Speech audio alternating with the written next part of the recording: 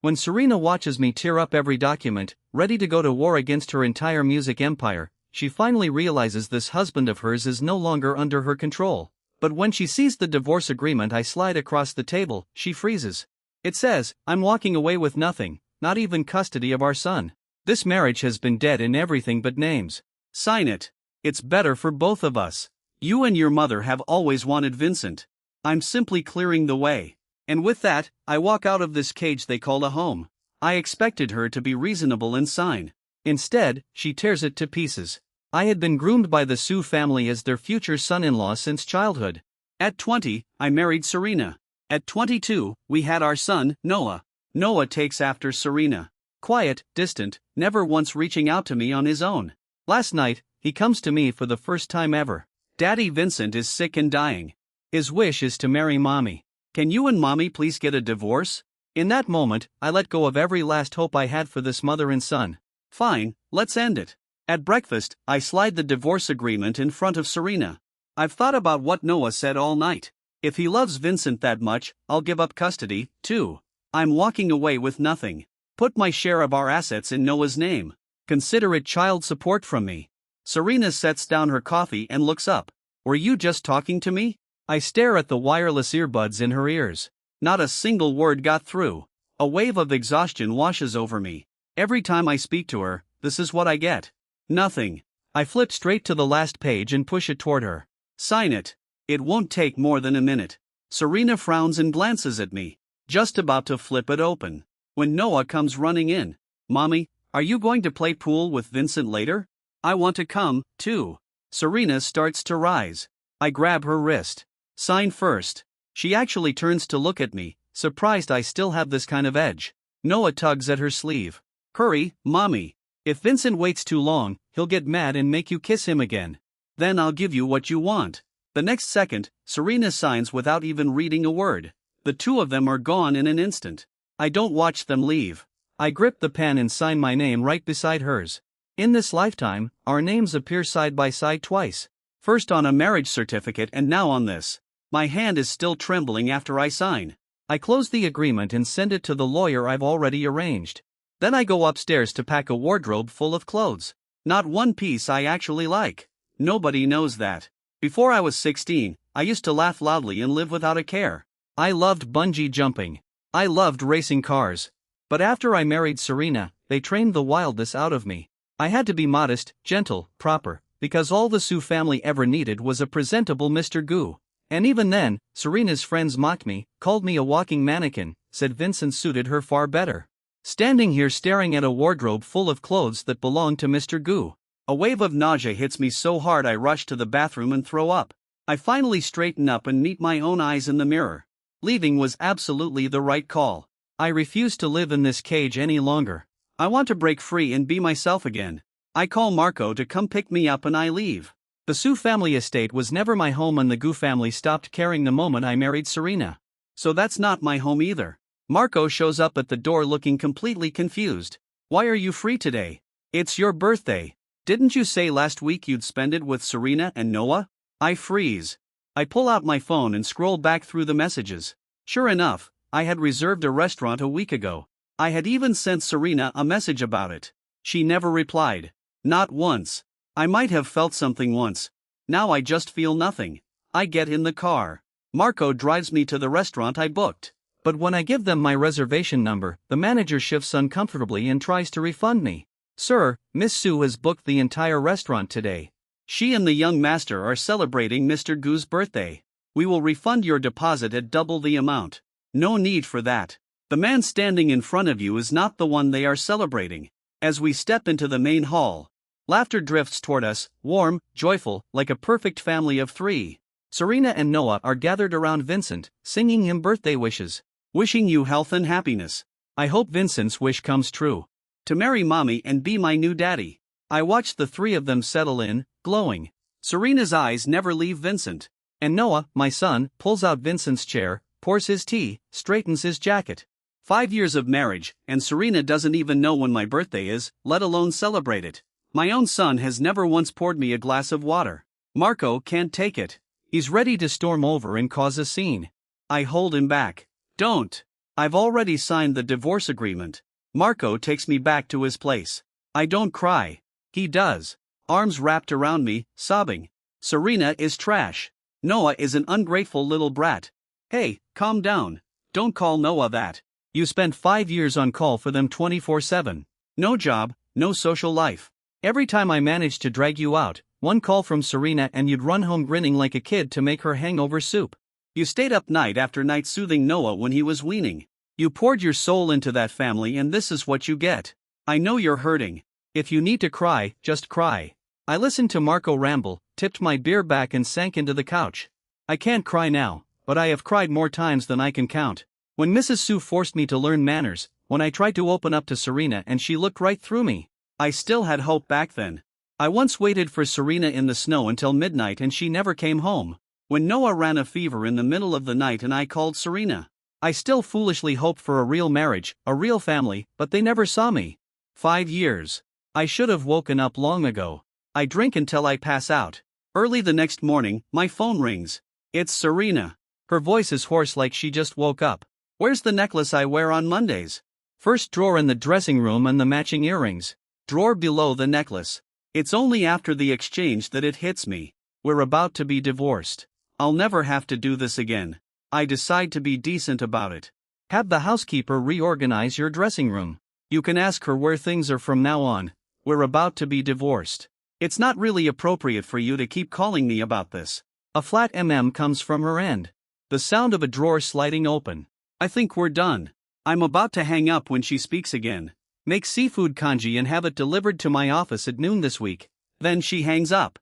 Not a single word I said about the divorce registered with her. Not one. I take a deep breath. My fingers are shaking with anger. I block her. Then I block Noah's kindergarten teacher, too. But I forget to block Mrs. Sue. So, when I finally sleep it off and head out for lunch, she intercepts me and forces her way into my car. She shoves a stack of photos in my face. Serena and Vincent, intimate, undeniable. You've disappointed me beyond words. I have been shaping you with my own hands since you were 16. 10 years and you still can't hold your wife's heart. Had I known you'd be this useless, I never would have written off Vincent for being illegitimate. The sharp corner of the photos cuts a thin line across my neck. When the Sue family chose me as their future son-in-law, plenty of people said I was lucky. But the price was my freedom. From the age of 16, my entire existence was to become Mr. Gu. The weight of it all suffocated me. In my final year of high school, I deliberately acted out. Got into a relationship just to cause a scene in front of Serena. I thought she would call off the engagement. She said nothing. I've only been married to Serena for 5 years, but I've been under their thumb for 10. I'm done. Serena and I have both signed the divorce agreement. I'm giving up custody. I'm walking away with nothing. If that's not good enough for you, find yourself a better son-in-law. I open the door and step out. Mrs. Sue freezes for a second, then lunges forward and grabs my wrist, furious. Ethan, you dare? Her sharp red nails dig into my skin like needles. I laugh. There's nothing I don't dare to do. Being the Sue family's son-in-law was never an honor. I pull up my sleeve and for the first time show someone the old scars running across my wrist. Mrs. Sue stares at the twisted scars and lets go, stunned. I never wanted to be Mr. Gu. Do you know what I've been screaming in my dreams for the past 10 years? I scream, someone save me. But I understand now. No one is coming. Only I can save myself. Only by living as my true self can I actually live. I say it calmly, then step out of the car. This time, Mrs. Sue doesn't stop me. But the pressure in my chest won't let up. I need to let it out. So, I pull out my dust-covered red supercar, press down the accelerator, and tear out into the open road. I must be cursed to cross paths with her. I blast through an intersection and collide head-on with a Maybach. The license plate 58. Serena's car. Serena's assistant steps out from the other side. She stops when she sees me. Mr. Gu. I'm not surprised by her reaction. 5 years of marriage, and everyone around Serena has built the same image of me in their heads. The kind of man who would never be caught street racing. I don't explain myself. I hand her my card and tell her to send me the damage bill. Then, I put on my sunglasses, hit the gas, and go. The assistant gets back in the Maybach and reports to Serena. Miss Sue, the driver was your husband. Serena pinches the bridge of her nose and says flatly, let's go. Whether the man in that car was her husband or a stranger, to her, it made no difference. The assistant is smart enough not to say another word. But 3 hours later, the two of them cross paths again. Serena has come to a racetrack on the outskirts of the city to sign a land development deal with a business partner. A race is underway. A red car blazes across the finish line in first place. Raw, magnetic, commanding every eye on the track. The driver steps out in a dark red racing suit, tall and lean, impossible to look away from. Even Serena's expression shifts. Unmistakable surprise, unmistakable admiration. Then the driver takes off the helmet. The assistant gasps. Mr. Gu can race like that. Serena says nothing, but she notices every woman around her locked onto that tall figure, and something tightens in her expression. When I catch Serena looking, I don't acknowledge her. All these years, unless we were at some high society event, she'd look straight through me like I was no one. So when the out-of-town race organizer introduces us, I play the same game, strangers. Miss Sue, your reputation precedes you. Serena's face stays blank. An awkward silence falls until Vincent's voice cuts through it. Hey everyone, Serena. All done here. Let's head back to the office for dinner. I turn and watch Vincent climb out of the Maybach. He strolls over and wraps an arm around Serena's waist like no one else exists. Vincent probably doesn't even see me as a rival. He throws me a casual smile. After they leave, someone nearby sighs. Miss Sue brings Vincent along even for work. They really are something special. Serena's assistant is still there. She looks at me with an unreadable expression. I can almost hear what she's thinking. How does a man this pathetic exist? I say nothing. I leave the track and the first thing I do is call my lawyer. How long until the divorce certificate comes through? 7 days? 7 more days? That's fine. I've already survived 10 years. 7 days I can wait. But I'd barely settled down when Serena's assistant calls. When will the seafood kanji be delivered? Also, Noah's teacher says your phone has been unreachable. His craft assignment hasn't been dropped off. Would you be able to bring it in? I think back to before Noah asked for the divorce. I had been hunched over my phone screen stitching together that craft project for him stitch by stitch. I left before it was halfway done. I look up at the clouds drifting freely across the sky and say calmly, tell Serena, no more kanji. Not today, not ever. And Noah's matters are no longer my concern. Don't contact me again. I hang up and block the assistant's number 2. On the other side, the assistant stands holding her phone, completely mortified. Miss Sue, Mr. Gu hung up on me. I can't reach him anymore. I think he's blocked me. Maybe you'd like to try. Serena, rarely seen reaching for her personal phone, opens it and finds the contact saved as husband. She types a message. What is this about? The next second, a red notification appears. This user has restricted messages. You are not on their contact list. Send a friend request to continue. The assistant catches a glimpse of the chat history on Serena's screen. The last message was from a week ago. I didn't realize Mr. Gu and Vincent share the same birthday. So, yesterday was Mr. Gu's birthday, too. Did you get him a gift, Miss Sue? I didn't notice. The assistant isn't surprised. The whole chat history is full of unread messages. Not a single reply from Serena. But then, Serena says, get him a belated birthday gift. Choose something appropriate. Yes, Miss Sue. Before the assistant even reaches for her phone to start browsing, Serena has already turned back to her files. The assistant sighs quietly and slips out of the office to go pick something. By evening, the assistant arrives at my door with a birthday gift from Serena. Mr. Gu, this is a belated birthday gift from Miss Sue. It's expensive. I refuse it. I have no idea what Serena is trying to say. My birthday is already over. What's the point? Besides, for the past 10 years, I've had only one birthday wish, freedom. And by a twist of fate, Serena divorcing me is granting me exactly that.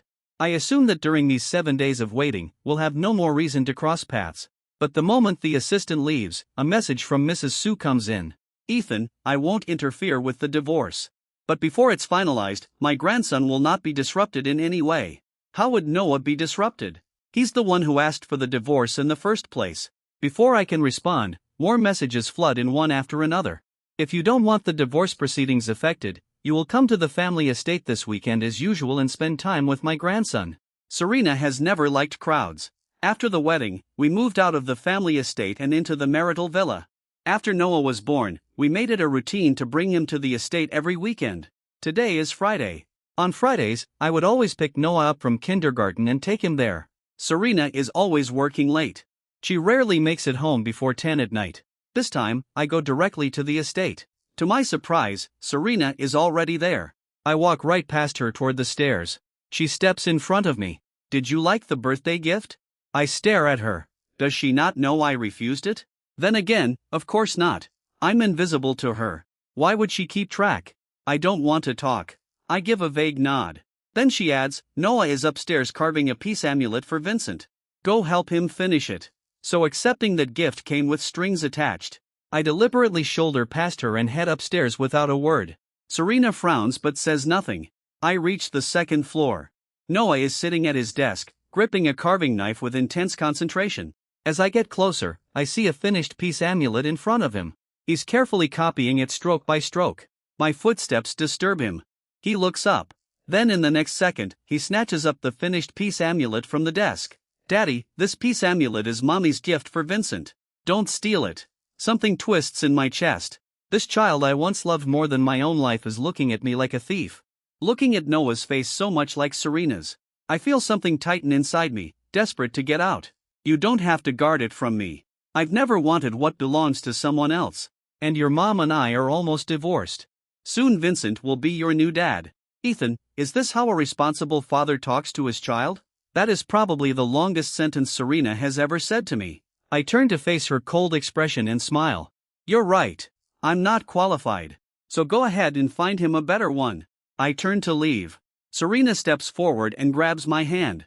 Her voice drops low and warning. Ethan. But Noah's smartwatch goes off. He lights up immediately. Mommy, it's Vincent calling. The next second, Serena lets go of my hand. I watch her walk over to Noah and answer the call. The ice in her face melting into a smile. I suddenly feel nothing. I walk to the guest room without a word. Go inside and lock the door. The room is cold. It's June, but lying there, I feel like I'm sealed in a coffin, buried somewhere dark and still. And yet, there's a strange familiarity in it. From the moment I slid that divorce agreement across the table, I had already decided to burn it all down. The dreams are chaotic that night. But the next morning, my body wakes me at 5 o'clock, same as always. At this hour, I used to get up and prepare breakfast for Serena and Noah. I rub my temples. Mrs. Sue's threat rings in my head. I get up and go downstairs anyway, but the housekeeper tells me Serena and Noah left early. They had plans with Vincent to watch the sunrise. I almost laugh. Anyone with eyes can see that Noah doesn't need me as a father, and yet I was ordered to come back here. The moment the weekend is over, Marco drags me out to a college campus to clear my head. In his words, the girls there are 18, full of warmth and good vibes, calling out cheerfully as they pass. After a few days at the art school, my mood genuinely lifts. Marco doesn't want to leave either.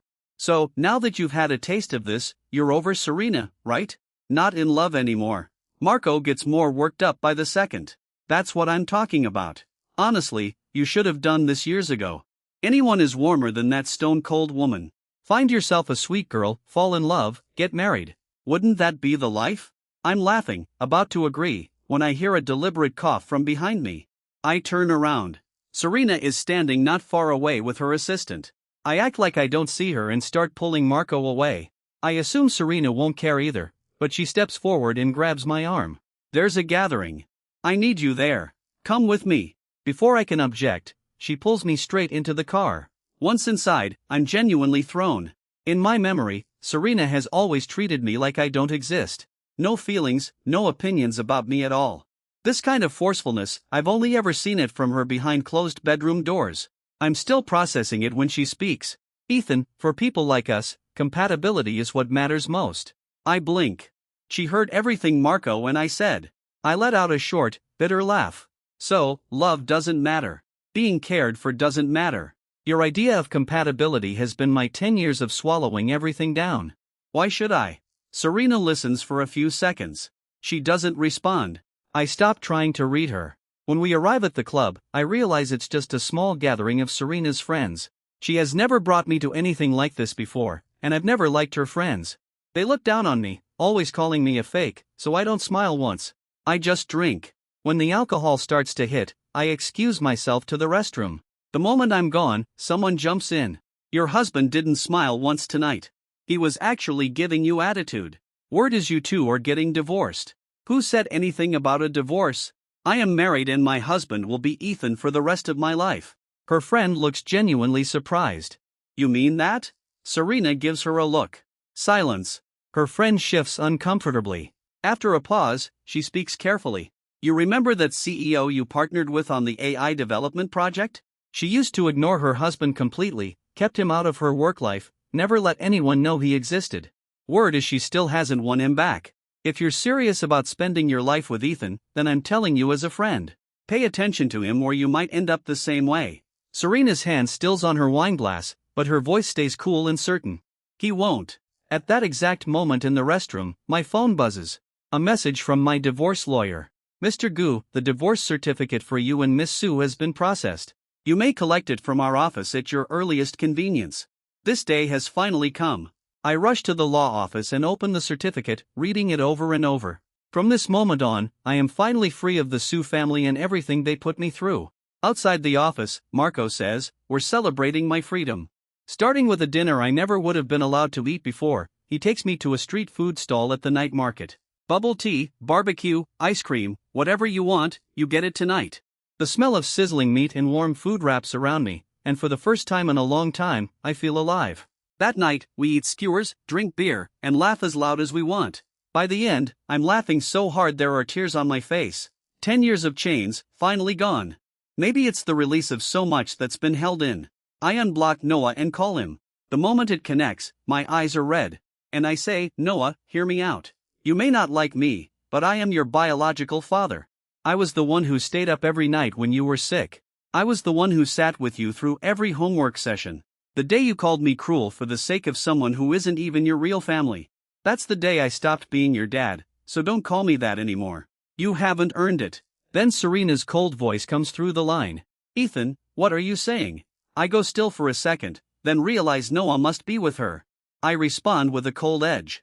Miss Sue, if you have time to lecture me, maybe spend it managing your own son. You know what? He asked me to divorce you. To make room for Vincent. The funny thing is I did exactly what all of you wanted. I hang up and block Noah again. First thing the next morning, I book a flight out of the country. I know last night I went too far. And once the divorce gets out, the Sue family won't let it go quietly. They might force me to beg Serena to take me back on my knees or pressure me into another arrangement with some other wealthy family's daughter. I am leaving the capital and I am not coming back. I say goodbye to Marco, pack light, and head out, but at the door I stop. The Maybach is parked not far away. Serena and Noah step out and walk toward me. Noah, apologize to your father. Noah's small face is pale and tight. He clutches the front of his shirt and bows. Daddy, I'm sorry. I shouldn't have said those mean things. I shouldn't have asked you and Mommy to get divorced. I know I was wrong. Can you forgive me? You don't need to apologize. I've already said what I needed to say. I'm past it. But then to my surprise, Serena speaks. I'm sorry. I failed to guide Noah properly. That's on me, too. I never thought I would live to hear Serena apologize on her own unprompted. But can a single sorry undo the damage already done? I think of what's in my bag. Something I had planned to mail to Serena from the airport. Serena, if you're truly sorry, drive me to the airport. The Sue Group has no business outside the capital right now. Where are you flying to? Can't I have matters of my own? That's not what I meant. For the first time, Serena looks genuinely confused. I don't care. She was the one who pulled me into this cage. It's only right that she's the one to drive me out of it. To be the one who cuts the last thread between us with her own hands. We don't speak the entire ride. At the airport, just before I step out, I hand Serena an elegant box. A final gift. Serena hesitates, clearly unsure what final means, but takes it. Thank you. Noah tilts his little face up. Daddy, what about mine? Yours is in there, too. After all, it truly is a gift for both of them. Something they should be happy about. Remember to open it in an hour. The plane should be in the air by then. Serena gives me a rare look of warmth. Come back soon. I smile, but say nothing. I turn and walk away. I am not coming back. I am going after my freedom. Serena watches that lone figure disappear into the terminal. Something uneasy stirs inside her and she can't explain why. She reaches for the box, ready to open it immediately. Noah stops her. Mommy, we promised Daddy to wait 1 hour. We have to keep our word. For the next hour, Serena holds a stack of documents and doesn't read a single page. She looks over at the box more times than she can count. Finally, the hour is up. Noah lunges for the box first. Mommy, what did Daddy get us? It's so mysterious. The lid comes off. Serena turns to look. Lying inside, quiet and still, is the divorce certificate. Noah is only 3, but he's already begun his early education. He stares at the little booklet in the box, lips moving as he tries to work it out. Mommy, what's a divorce certificate? Daddy said this was a gift. Is this little booklet the gift? Serena's mind goes blank. She drops her documents. She takes the box from Noah's hands. She doesn't even notice. Her hands are shaking uncontrollably. The gold-lettered red booklet rests quietly inside, like a presence that was always there in the house and always ignored. Something surges in her chest, a panic she doesn't understand. She feels that the moment she opens it, something will be gone forever. She takes several slow breaths, then she opens it. The moment she sees their names side by side, her eyes go wide. She snaps it shut and reaches for her phone to call Ethan, then remembers he's on a plane. Frustration floods through her. She swallows the anger and calls her assistant instead. Find out where Mr. Gu is headed. Track his flight today. Yes, Miss Sue. And bring him back to me immediately. Also, find out who processed this divorce certificate. There was no court filing, no formal proceeding. How did this happen? Her voice carries a panic and fury she isn't even aware of. On the other end, the assistant is trembling. She has worked beside Serena since day one. She has never seen her like this. All she can think is the divorce. Could it really all be because of that husband who barely seemed to exist? The assistant shakes her head, quietly stunned, but keeps it to herself and gets to work. Serena paces back and forth across her vast study, hands on her hips. The unease keeps building. Finally, she picks up her phone and sends a contact request to Ethan, who has already blocked her. What is this divorce certificate about? You're an adult. Why are you pulling stunts like this? Message me when you land. Noah and I are both worried about you. After a long pause, her fingers tap the screen again. If there's a problem, we can talk about it. There's no need for this. You're a father now, not a child. Every message disappears into silence. Serena sinks into her chair, pressing her fingers to her temple. Beside her, Noah has been quietly playing with his building blocks. He looks up with wide, innocent eyes. Mommy, does Daddy's gift mean he wants to divorce you? The words land in her chest like a stone. She can't breathe. Her friend's warning echoes back to her. After a long silence, she finally murmurs, Ethan, have you given up on me, too? Waiting feels endless. Serena checks her phone again and again, sends message after message, and gets nothing back. A feeling rises in her that she can't quite name. Something that hurts. They were so compatible. 5 years. Everything had been fine. So, how did it suddenly come to divorce? How did he just leave without a word? Just then, her phone rings. She answers without even looking at the screen. Ethan, so you do know how to call. I've sent you so many messages. Why haven't you responded? A few seconds of silence. Then, Miss Sue, it's me. Serena glances at the screen. Whatever energy had just surged through her drains away completely. She pinches the bridge of her nose, voice dropping. Sorry, I got ahead of myself. Any news on Mr. Gu's whereabouts? The assistant pauses, swallows. It's like this, Miss Sue. We've confirmed Mr. Gu purchased a flight overseas today. But after landing, the connecting flight information. The assistant's voice catches. Serena's expression darkens. After a long pause, she speaks, her voice rough. And the divorce certificate. Have you found out how it was processed? The divorce agreement bears your signature.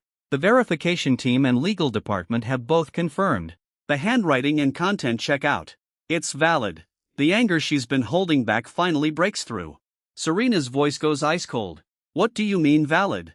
Mr. Gu did not claim any of your assets in the agreement. He left with essentially nothing. All marital assets under Mr. Gu's name, his shares, his holdings have been transferred to young Master Noah. He listed it as his child support contribution. He didn't take your assets. He didn't take custody of Noah either. The assistant on the other end is sweating, dabbing at her forehead. She's been by Serena's side through enough to know the ugly side of wealthy families. But she has never seen anyone walk away from a divorce this cleanly. In every other divorce she's heard of, both sides fight to strip the other down to nothing. Mr. Gu just quietly walked away. Whether that means he truly doesn't care or whether it means he simply has no fight left, she can't tell. While the assistant is still lost in thought, Serena hangs up. She sits there, gripping her phone, unable to move. She doesn't understand how a marriage that seemed perfectly fine to her at least could shatter so suddenly. After a long silence, she lets out a slow breath. She doesn't know if she's asking herself or asking the empty room, Ethan, What was it that you were so unhappy about? She's still sitting with that thought when the study door creaks open. Noah peeks in, then toddles inside on his little legs. He throws his arms around Serena's legs and looks up with bright, hopeful eyes. Mommy, I asked Vincent. Daddy giving us the divorce certificate means I'm getting a new daddy. Mommy, hurry up and marry Vincent. I want him to be my new daddy. Once Serena would have brushed this off as a child saying innocent things. Now the words cut. Could Ethan really have decided to leave because of what his own son said to him? The thought hits her hard. She frowns and snaps. You're 3 years old. You don't understand any of this. Don't say those things again. You have one father. There is no new daddy. Noah flinches, startled by her sharpness. His lip trembles and then he wails. I want a new daddy. I want Vincent to be my new daddy. I don't want my old daddy. He acts like a housekeeper all day. He's no fun at all. Serena's anger flares. Who taught you to say that? She should have realized. Noah is only 3. If no one had been feeding him these ideas, how would he even know what a divorce is? How could he call his own father a housekeeper? Noah storms out the door. I hate Mommy. If Mommy won't get me a new daddy, I'm never coming back. Serena moves to go after Noah, but her phone rings. It's Vincent. She hesitates for 2 seconds between going after Noah and answering the call. She chooses the call. The line connects and Vincent's voice comes through immediately. Serena, Noah told me you and Ethan got divorced. What's going on? He's a kid. Surely he's got it wrong. Serena exhales. There's been a misunderstanding. I am not divorcing Ethan. Was there something else? Vincent goes quiet for a moment, his tone deflating. We were supposed to take Noah to the amusement park tonight to see the fireworks. I hadn't heard from either of you, so I thought I'd check in. I'm sorry. I forgot. We'll go another time. By the time Serena hangs up, Noah is nowhere to be found. She isn't too worried at first. With so many staff in the villa, surely they can keep track of a 3-year-old. But Noah vanishes right under everyone's noses. No one sees him leave the villa. The security cameras outside only catch a small solitary figure walking away alone. Serena mobilizes everyone she has and turns the entire capital upside down. Noah is nowhere. She calls Ethan's number over and over. All she gets is the number you have dialed is currently unavailable. Please try again later. With no other option, she has her assistant track down Marco's number. Hello, this is Serena. Has Ethan been in contact with you? If you have any way to reach him, please tell him. Because of this divorce he decided to pursue, Noah has gone missing. If he has any sense of responsibility as a father, I hope he'll come back immediately. She isn't even finished when Marco cuts her off loudly and without patience. Stop. Stop. Stop. Your kid is missing. Call the police. What is finding Ethan going to do? Does he have some kind of telepathic link to Noah? Can he teleport straight to that ungrateful little brat the moment he lands?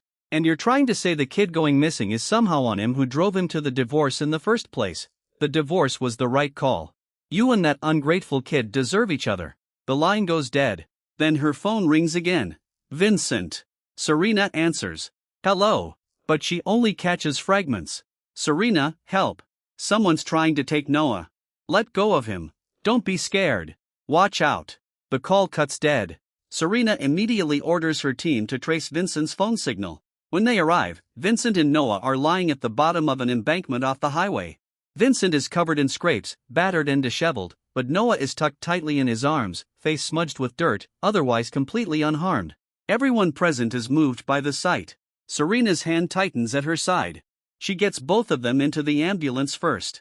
She watches the flashing lights of the ambulance grow smaller in the distance. Then she turns to her assistant. Look into everything Vincent has been doing lately. Every person he's spoken to, every move he's made. Leave nothing out. The assistant blinks, then it clicks. They had searched the whole city and found nothing. So, how did Vincent find Noah? With a full household of staff, how does a 3-year-old slip out without a single person noticing? And if it truly was a kidnapping, why no ransom? Why leave them on the side of a highway? Serena has navigated the ruthless world of business for years. Cracks this obvious. She would never miss them. It doesn't take long before Serena has the evidence. Vincent planned the whole thing. She looks at the file in her hands and says nothing for a long time. Pull the police report. Keep this quiet. Destroy the evidence. I don't want a third person knowing about this.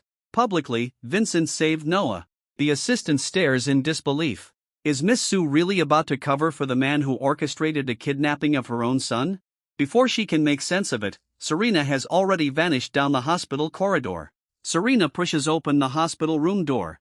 Vincent is propped up in bed, pale. Her brow furrows. Something sharp enters her gaze. Vincent coughs weakly. How is Noah? He's okay, right? He's so little. Something like this must have really frightened him. It's all Ethan's fault. Just up and left without a thought for his own child. What kind of irresponsible man does that? I need to go check on Noah. He starts to get out of bed. Serena catches his arm as he passes. Her voice is composed, measured. Whether or not Ethan is a good father is not for others to judge. Vincent looks up at Serena's cold profile and goes still for a moment. The face that has always been gentle toward him holds not a trace of warmth, and the coldness is unsettling. He clenches his fist. After all these years between us, how could I possibly be considered others? His tone softens. I spoke out of turn. I was just too anxious. But what happened today was truly horrific. Even I'm still shaken. And I'm an adult. Noah has grown up in front of my eyes. I can't help but worry about him. Serena's hand tightens at her side. Her eyes fixed on Vincent are glacial. If it was so horrific and frightening, then why did you arrange the kidnapping yourself and stage the whole thing? The color drains from Vincent's face. His eyes go red. Serena, what are you saying? Serena doesn't explain. She just looks at him and something in her eyes shifts. Complicated. Disappointed. I've already destroyed the evidence on your behalf. From now on, stay away from Noah. I'll arrange for you to leave the country. I'll make sure you're taken care of. Don't come back. She turns to leave. Vincent lunges forward and wraps his arms around her from behind. Serena, don't send me away. If I've done something wrong, I can change. All these years, we've always been together. Serena doesn't flinch. She grips his wrists and pulls his arms away. Vincent grabs her arm, desperate. Serena, why? Why is this happening? I admit I went too far this time, but all I want is to marry the person I love. What's wrong with that? I don't care that Noah isn't my blood. I would treat him well. I swear it. Serena shakes him off. Her eyes are cold and genuinely confused. The person you love, isn't that supposed to be my late sister? The one I love has always been you. All these years, you're the one who stayed by my side, who cared for me, who looked after me. You remember my birthday better than he ever did. You come running whenever I call. You treat me better than you ever treated your own husband. Doesn't that mean you love me? Something snaps inside Serena. Clean and final. She releases Vincent's hand and takes one step back. I looked after you to honor my sister's dying wish. Nothing more. I have never had feelings for you and I will never marry you. A private jet will be ready for you today. Leave as soon as you can. She walks out of the hospital room without looking back. Meanwhile, thousands of miles away in Finland, I know none of this. I have secured my residency permit and enrolled in a local university. I am finally chasing the dream I never got to pursue, working toward becoming a diplomatic interpreter. Before the semester starts, I use the savings I built up on my own and buy a small house.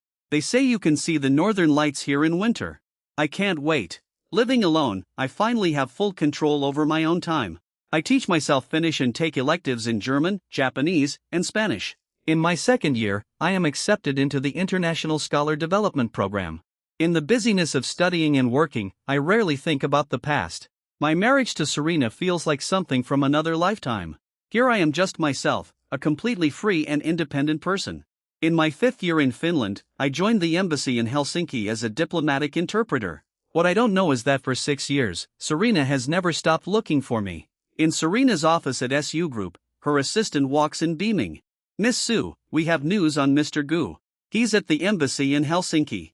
Serena is on her feet in an instant. A rare flicker of joy crossing her face. The assistant stares stunned. It has been 6 years since she last saw Serena smile. Not once since Ethan left. Not even after closing billion-dollar deals has she looked like this. Serena moves toward the door, then stops and turns back. I need his full current profile. Get it done immediately. Joy surges through her chest and for once she can't keep it off her face. Her gaze drifts to the family photo on her desk, the three of them, and something tender and longing moves across her face. I will clear up whatever stands between us. I will bring you back. I have never once reached out to find out how Serena and Noah are doing. As far as I'm concerned, they've gotten exactly what they wanted. A husband and father they actually approve of. My days are full. conferences, translation work, a life that actually feels like mine. Until one day, my supervisor walks in and sets a Chinese language clean energy project proposal in front of me. Interpreter Gu, you are without question the strongest in our division. The Finnish Trade Promotion Agency considers this proposal a top priority. I need you to complete the translation as soon as possible. I look at the towering stack of documents and smile openly. Don't worry, consider it done. But the moment I open the first page, I see it. Sue Group. Serena's face rises in my mind, unbidden. I shake it off and take a slow breath, telling myself, Sue Group operates worldwide. Of course, they'd want a foothold in Finland. It's just a coincidence. After several all-nighters, I knock on my supervisor's door with the Finnish translation in hand. He flips through a few pages, nodding, exactly the kind of talent the minister singled out. Exceptional work, as always. After 2 years working with him, I know what the flattery means. There's always a catch. Half the people in our division got talked into something before they knew what hit them. Please stop keeping me in suspense. Just tell me what you need. Any more compliments and my ego won't fit through the door. Sue Group is sending a delegation from back home for an on-site visit. The Finnish side is treating this as a very significant occasion. I've already put your name down as the diplomatic interpreter for this assignment. You can't let work be everything, you know. You're still single, as I recall. Word is the SU Group representative is impressive and accomplished. Take this chance to get acquainted. My stomach drops. Sue Group. It can't be Serena herself. Surely it won't be that coincidental. When the SU Group delegation arrives in Finland, my supervisor takes me to the airport to meet them. The Finnish side has arranged a dinner banquet for the SU Group delegation tonight. It'll be fairly relaxed. Stay loose when you're interpreting. No need to be stiff. I'll introduce you to the representative shortly. Before he finishes, he's already waving past my shoulder. Miss Sue, over here. He pulls me forward to stand in front of Serena. I haven't moved. I'm still frozen. 6 years in time has left no mark on her. She stands there just as quiet and composed as she always was. My supervisor gives me a nudge forward and launches into introductions with a wide smile. Miss Sue, allow me to introduce Ethan Gu, interpreter with the Interpretation Division at our embassy in Helsinki. He'll be your accompanying interpreter for the entire visit. Don't let the youth and good looks fool you. He's fluent in 5 languages. Serena looks at me without blinking, searching, probing, and carrying something in her eyes I can't quite name. I extend my hand with a polished, detached smile.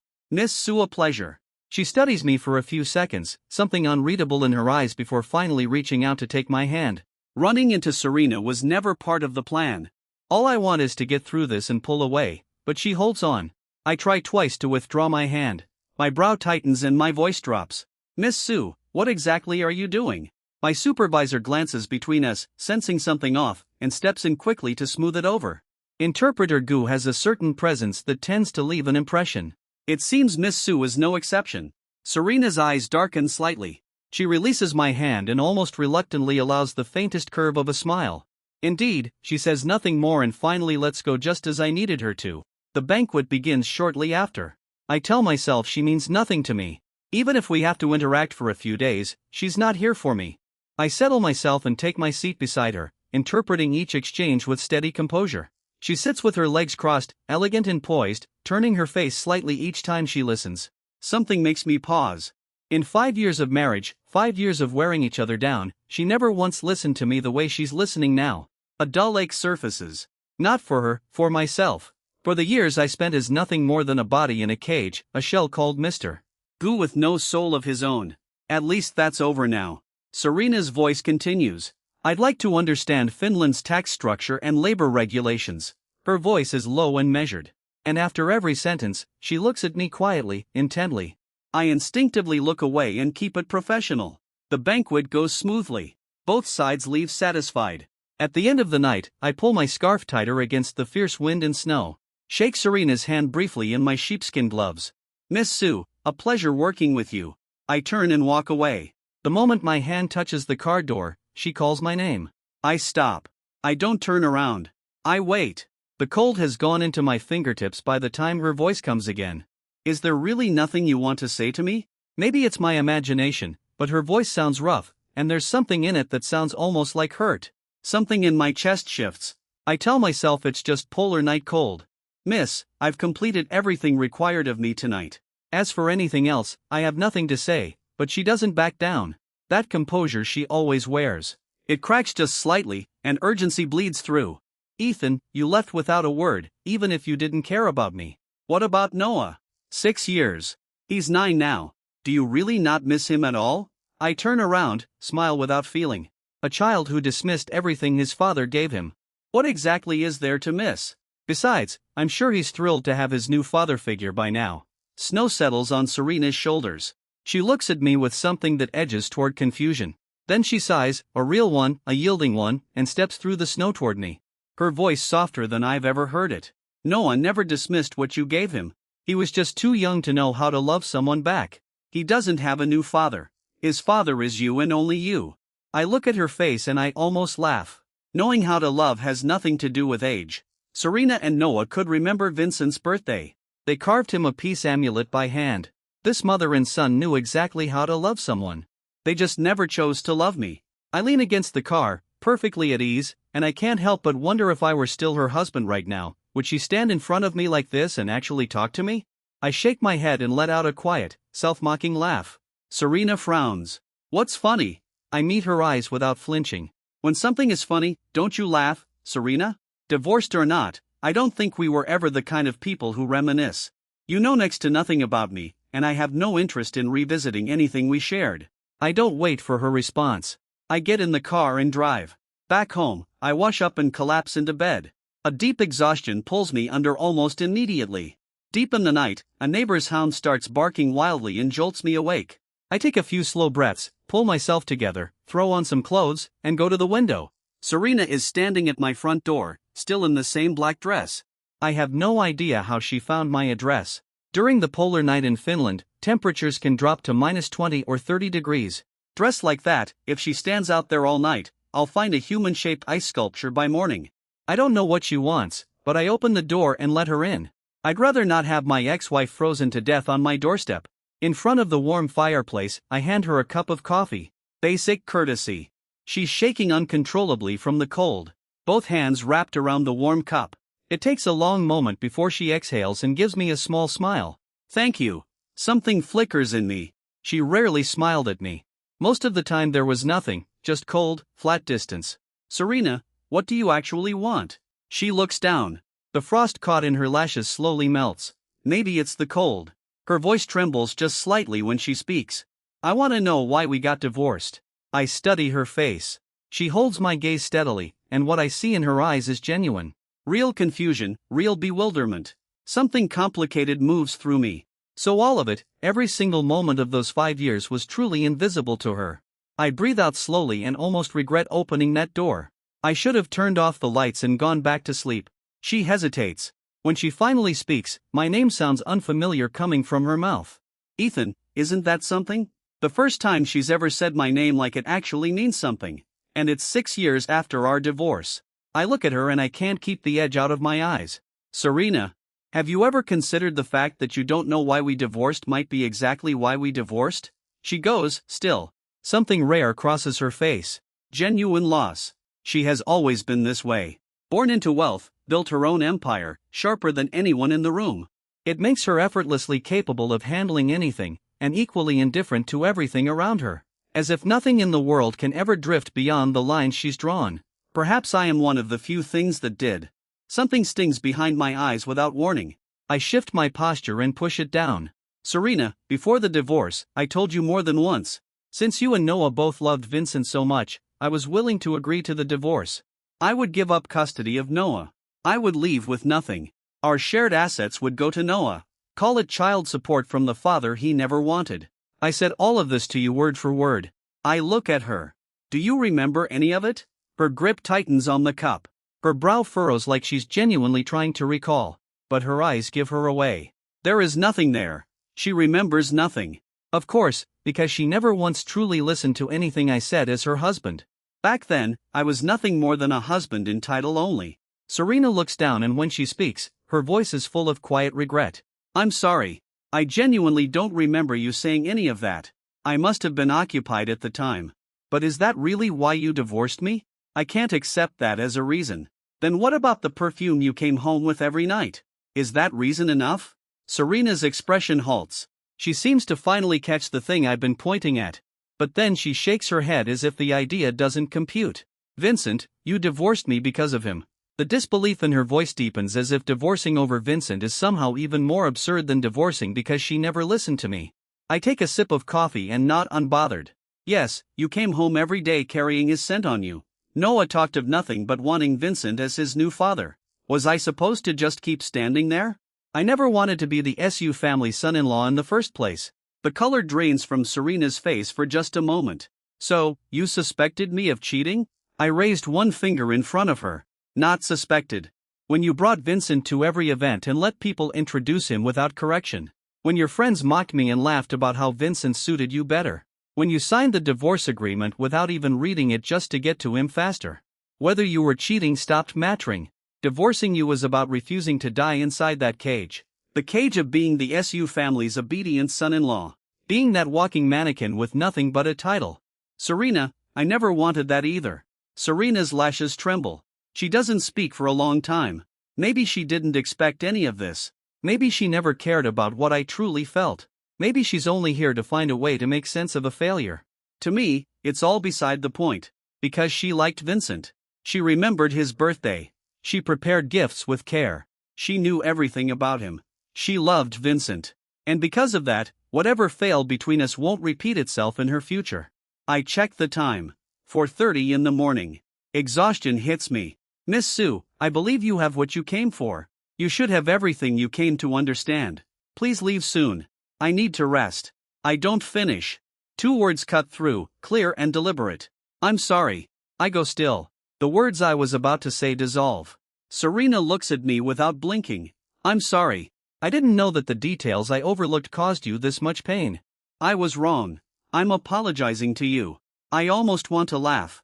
Getting Serena to apologize. The woman who answers to no one. I might genuinely be the only person who's ever managed that. Then she speaks again, cutting through my thoughts. But there is one thing I disagree with. I did not cheat on you. I do not have feelings for Vincent.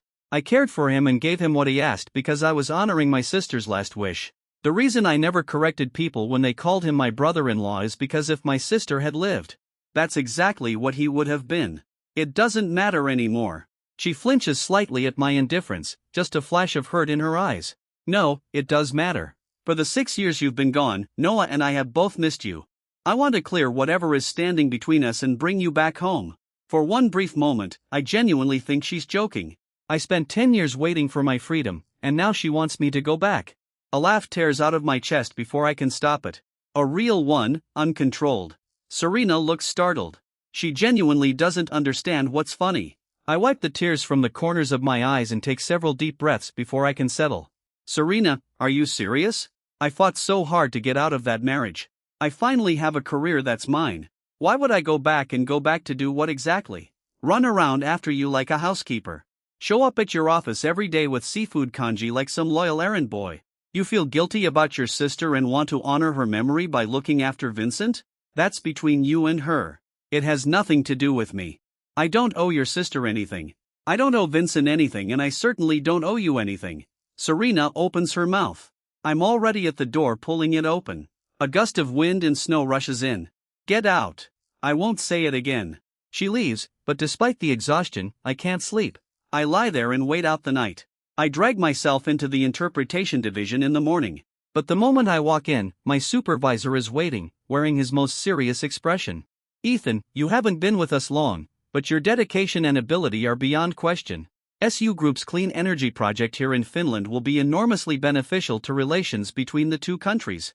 The relevant Finnish authorities want to join SU on a visit back home to conduct an inspection, and they need an accompanying interpreter. I've already submitted your name to the higher-ups. You'll be representing our division on this trip home. You've been away for 6 years now. Take this chance to reconnect with your family. I keep smiling as I listen while my mind goes into full chaos. This is all Serena's fault. She shows up and everything unravels. I have no choice. I stand up, hold the smile in place. You have my word. I'll see it through. That same afternoon, I board the return flight home alongside Serena and the business delegation. I don't know who arranged the seating, but there is nothing between Serena and me except an armrest. I press my fingers to my temple and look the other way. We've both been up all night. Yet, Serena shows no sign of it. Before long, a soft, thick blanket is draped over me. Serena's movements are careful, like she's afraid of waking me. I'm not asleep, but I don't look at her. To me, she is someone I once genuinely admired and cared for, and also the very chain that bound me. Whatever existed between us was severed the moment I signed that divorce agreement. What I didn't expect was that the moment I step off the plane, I see him, the son I share nothing with now but biology. Noah is standing in the arrivals area, Mrs. Sue's hand holding his. He's 9 now, noticeably taller, and his eyes are red. The moment he sees me, he shouts, "Dad." The members of the business delegation exchange glances. Someone murmurs a quiet question about what's going on. I smile pleasantly and respond without missing a beat. Looks like this little one can't find his father. Serena standing nearby goes quiet and still, so she understands Finnish. Noah tries to come forward. Mrs. Sue pulls him back.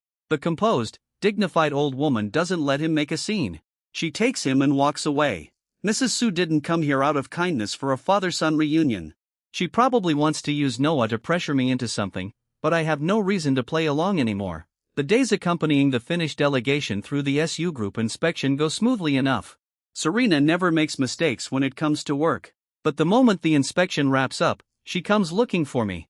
"Would you come home with me to see Noah? He misses you." "Miss me?" I shake my head. "I don't think so. He never liked me to begin with. I've been gone 6 years. He probably likes me even less now." He wanted Vincent as his father.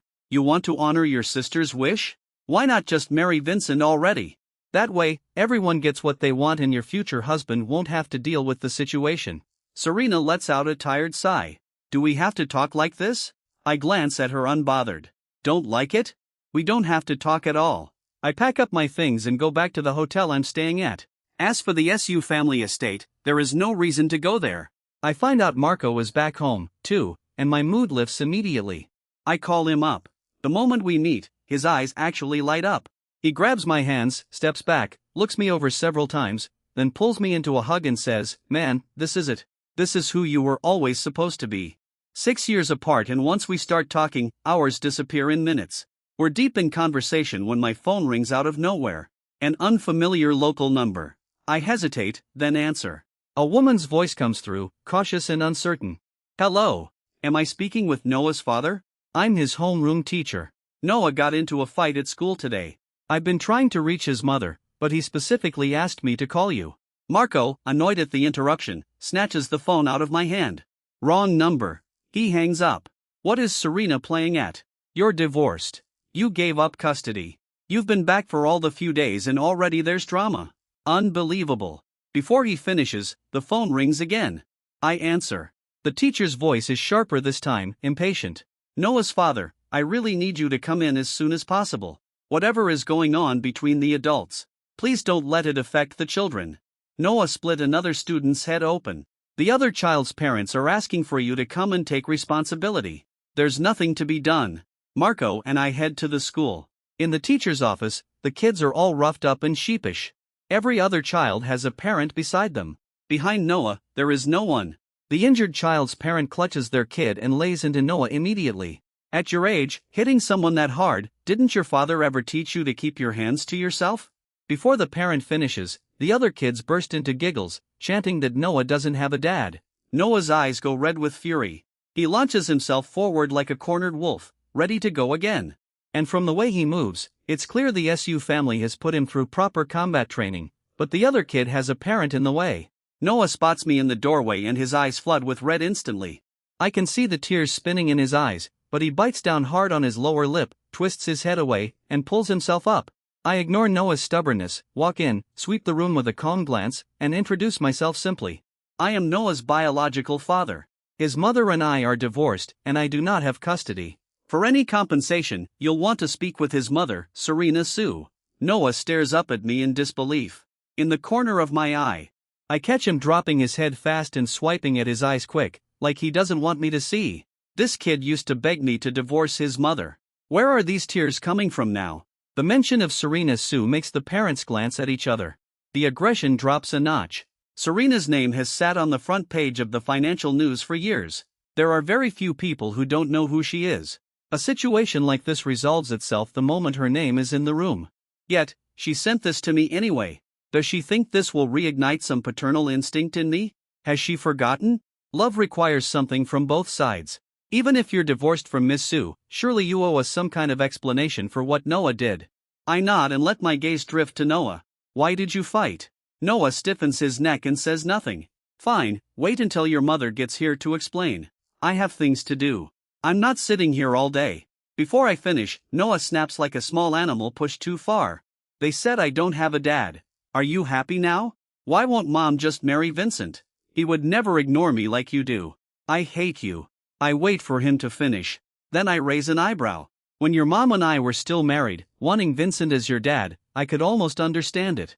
Yelling at me then made some sense. But we're divorced now. If you want a new father, go find one yourself.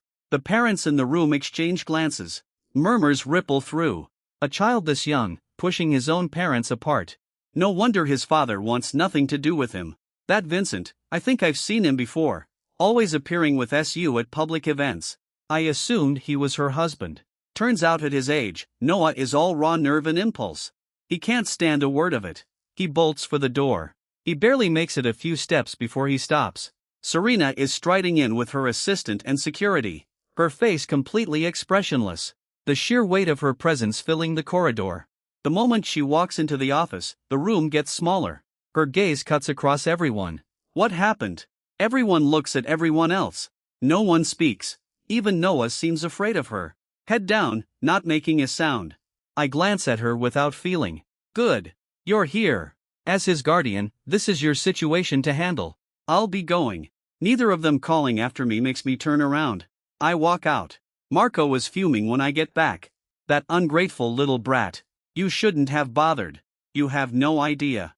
After you left, he kept screaming for Vincent to be his new dad.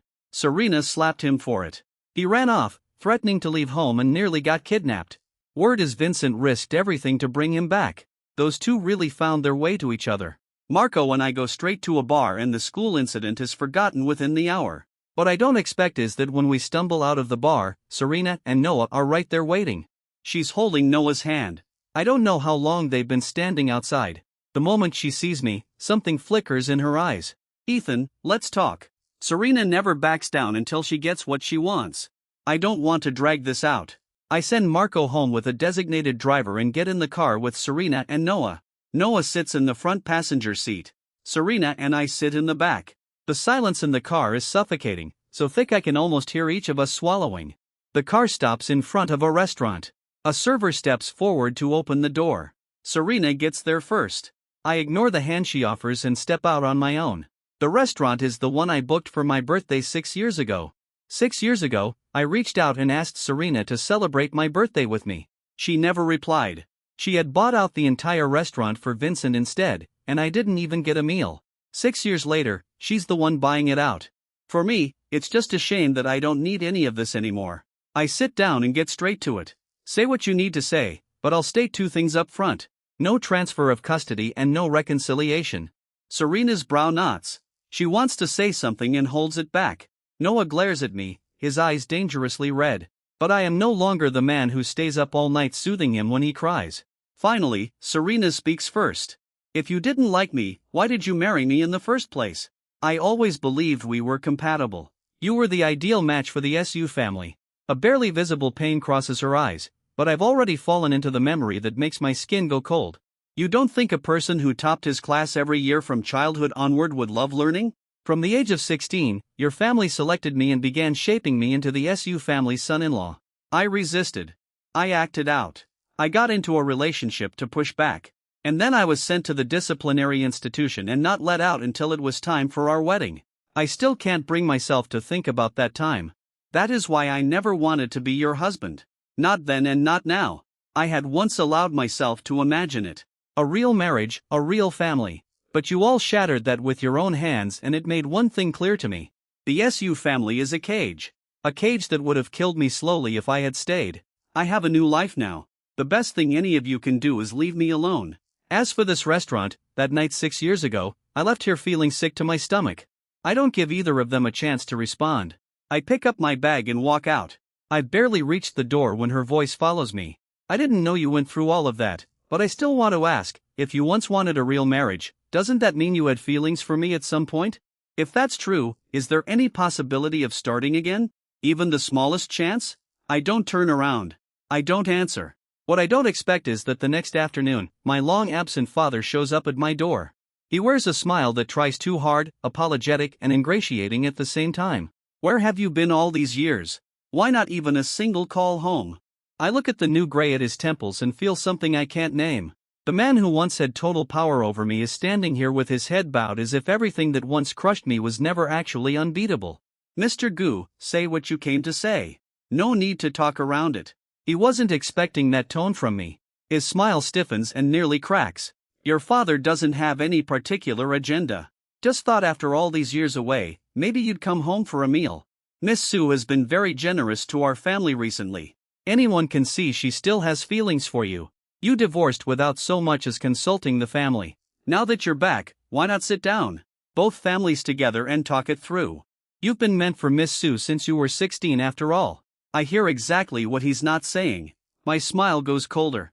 You're suggesting Serena and I should remarry. Derek nods eagerly, and behind the clouded sharpness of his eyes, the calculation is back. I laugh and there's no warmth in it. What did the SU family promise you this time? A business deal? A project? If the Gu family can only survive by selling off its son, then it might as well go bankrupt and be done with it. The words land without mercy. Derek's smile finally gives out. A few years away and you think you've outgrown me. Is this how you talk to your father? If someone hadn't been running their mouth to Serena about me sending you to that institution, she wouldn't have pulled her investment from our family overnight and cut the Gu Group's value in half. Today, whether you like it or not, you are coming with me to see her. He reaches for my arm. I pull free, but I agree to go. The festering deadweight that is the Gu family, it's time to deal with it once and for all. An hour later, at the SU family estate, I see Serena again in the reception room. Noah is sitting beside her. I don't acknowledge either of them. I find a seat and sit. Serena takes a moment, then begins. Ethan, today you don't need to explain why you're here. As far as I'm concerned, the best thing you can do is not appear in front of me at all. Serena's eyes dim for just a moment. She exhales slowly. I'm not trying to pressure you. She doesn't get to finish. This time, it's Derek who cuts in. Derek sets a bottle of premium liquor on the table with a broad performative smile, playing the gracious host for Serena and Noah. Please help yourself. It's from my personal collection. Ethan has always been a handful, but I've already spoken to him. He came back this time to settle down properly with you, Miss Sue. Let's pick an auspicious date and hold a proper ceremony. He fills Serena's glass, fawning and groveling. In his eyes, I have always been an accessory, a tool for transactions. Never under any circumstances a person. But it isn't Serena who responds. The front doors swing open. Several guards pour through and behind them walks an old man in an official jacket. What era do we think we're living in? Arranged marriages and poaching people from my division, no less. The room goes cold in an instant. Derek hurries forward. What do we owe the honor, sir? The old man lets out a sharp humorless sound. His gaze is ice.